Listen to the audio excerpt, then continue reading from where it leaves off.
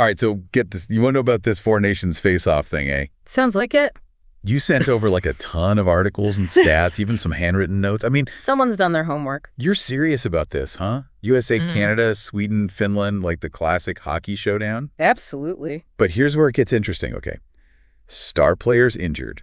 A rising star gets a chance. And then there's this whole brother thing within Team USA.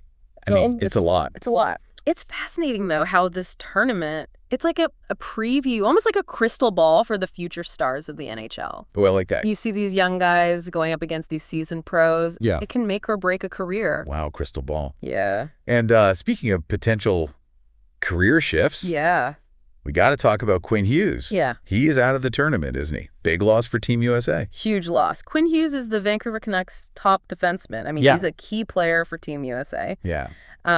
He's been amazing this season, leading the Canucks with 59 points. Wow. And now he's sidelined. Yeah. It's an undisclosed injury. Yeah, what is it? Adds to the intrigue, doesn't it? It really does. He played almost that entire game against Dallas. He even got an assist. Right. But then only 3 shifts in the last 15 minutes, looking uncomfortable on the bench and then warming up for the next game but didn't play. Yeah. Like, what happened? Makes you wonder. I know. What's interesting here is this whole idea of personal goals versus professional risks. Oh, yeah. The Canucks coach, Rick Tocchet, even said that Quinn is a true USA guy. Really? Loves playing with his brother. Oh. But smart enough to understand what's at stake. Oh, yeah. Clearly a tough decision for him. Absolutely. Yeah. So let's talk about the guy who's stepping into Quinn's shoes. Yeah. Jake Sanderson. Okay.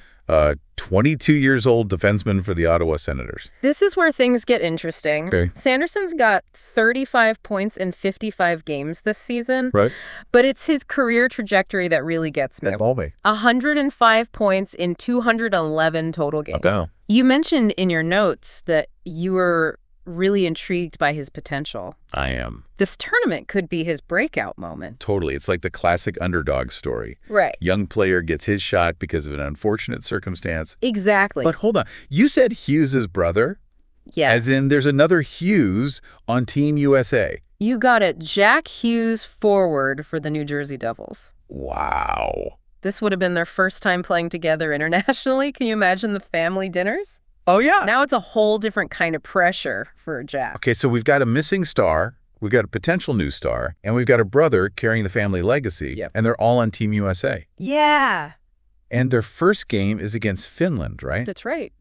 And you marked this one in your notes with a big exclamation point. I did. Why? You mentioned you're fascinated by Finland's defensive style. I am. And you should be. What's interesting is that they play this system that really emphasizes collective responsibility and puck control. Really? Almost like a human wall. Makes them incredibly difficult to break down. I bet. And it puts a ton of pressure on the other team's offense. So no easy wins here. Not at all. And this is all going down Thursday night at the Bell Center in Montreal. That's right. Airing on multiple channels, you said. Yep. This is appointment viewing. Okay. Yeah. So Team USA facing a tough Finnish squad. Yeah. Their first game, Quinn Hughes is out.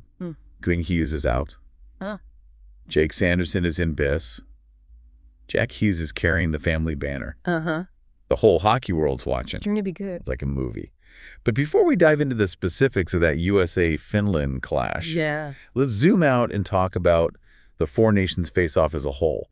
What are we really looking at here? This is a battle for hockey supremacy. Oh, wow. Think of it as a preview of potential Olympic matchups. Yeah. Where these countries are kind of sizing each other up. Oh, so like national pride's on the line. Absolutely. But you also highlighted some potential rule changes being discussed. You're interested in the evolution of the game? Always there's this tension between tradition and making things exciting for fans. Yeah.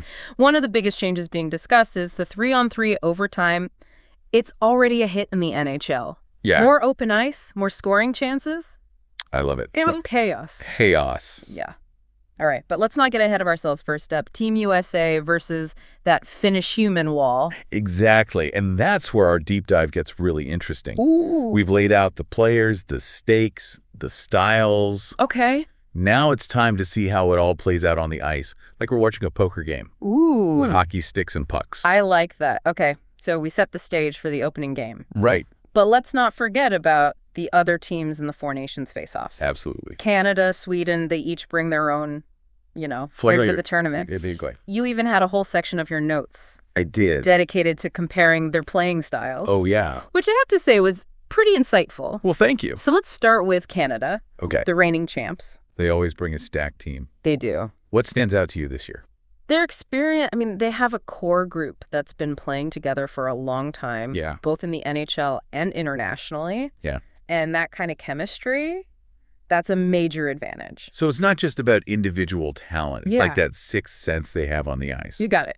But you pointed out that Canada tends to play a very specific style. Right. They're known for being physical, Yes. aggressive, Yeah. you know, Yeah. strong forechecking, creating turnovers, relentless attack. Wow. They're not afraid to throw their weight around, That is dictate the pace of the game. intense. And they've got Connor McDavid, Oh, yeah. arguably the best player in the world right now. Hard to argue with that. Can't talk about Team Canada without mentioning him. Absolutely not. McDavid is electrifying to watch. I know. Incredible speed, skill, playmaking ability. Yeah. He's a threat every time he touches the puck. Wow. And Nathan McKinnon. Oh, yeah. Another elite forward known for his power and scoring touch. Okay, so they've got the experience, they've got the physicality, they've got the star power. Yeah, Canada's definitely the team to beat. I think so. But what about Sweden? Okay. You mentioned in your notes that they have a different approach. Yeah, Sweden's fascinating. Okay. All about puck possession, creative passing, controlling the flow of the game. Okay. Not as physically imposing as Canada, Right. but they can be just as dangerous. So it's more of a chess match with them. Exactly. Strategic, calculated moves. I like. They're patient, they wait for their opportunities, Yeah. and they can really dismantle a team with their precision passing. Wow. It's almost like watching ballet on ice. Ballet. Hmm. I never thought I'd hear hockey compared to ballet. Well, there you go. But I love any standout players on Team Sweden that we should watch for. You specifically highlighted Rasmus Dahlin, I did. and I agree, he's one to watch. Okay. Young, dynamic defenseman, already considered one of the best in the NHL. Yeah. Incredible skating ability and puck handling skills. A real game changer from the back end. So he's like the Swedish version of Cale Makar, Yeah, you could say that. that young star on Team Canada's defense. Yeah, they're both offensive-minded defensemen who can control the game with their skating and puck skills. Wow. And then on offense, Sweden has Elias Pettersson, a veteran forward known for his playmaking and goal scoring. Oh, yeah. They've also got Lucas Raymond, a young up-and-comer who's been making a splash in the NHL.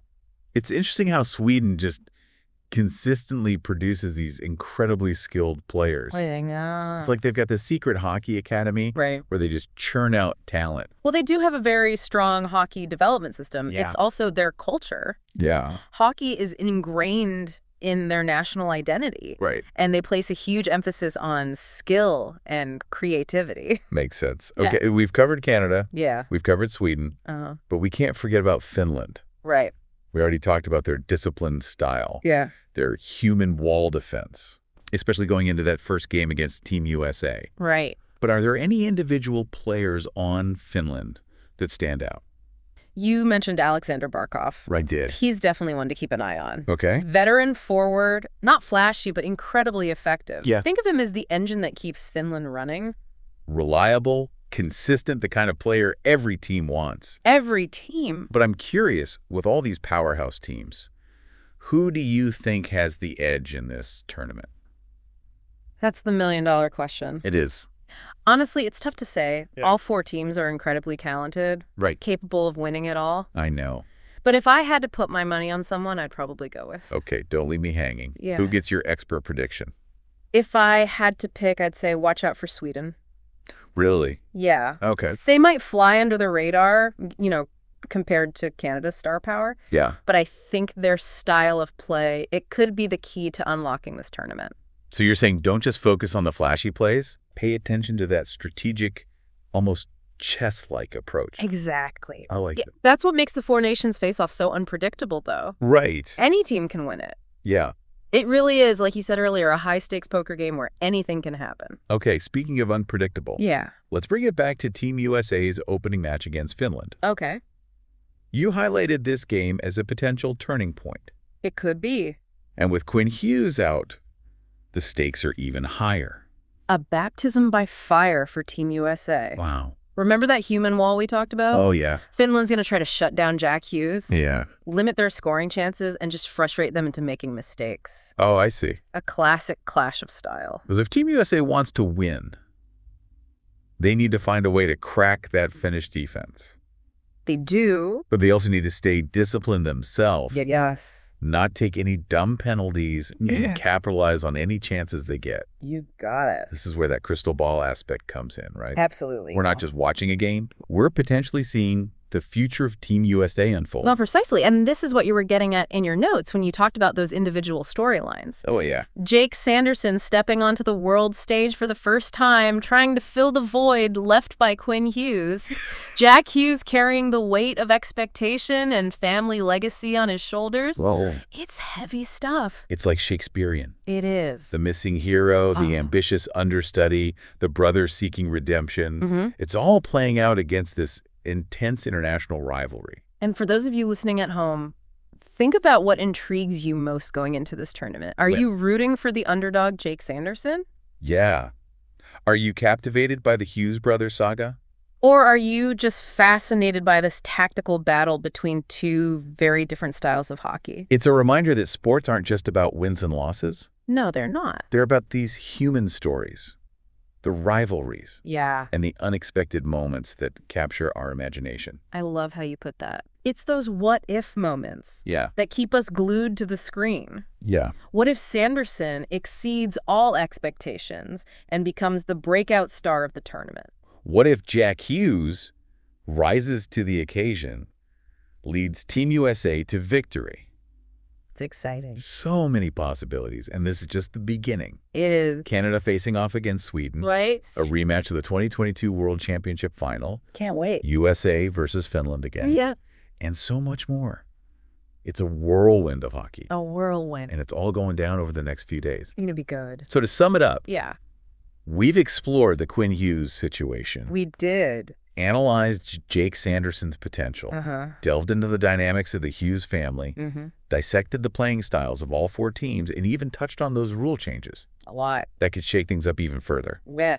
We've covered a lot of ground in this deep dive. We have. But now it's time to sit back. Yeah. Watch the games. Relax. And see how it all unfolds. Remember, there's no right or wrong way to experience this tournament. Exactly. Enjoy the skill, the athleticism, the passion. And don't forget the rivalries. Yeah, and don't be afraid to get caught up in those heated debates. No. About who's going to win it all. It's all part of the fun. Absolutely. So grab your jerseys. Get ready to cheer. Let the four nations face-off begin.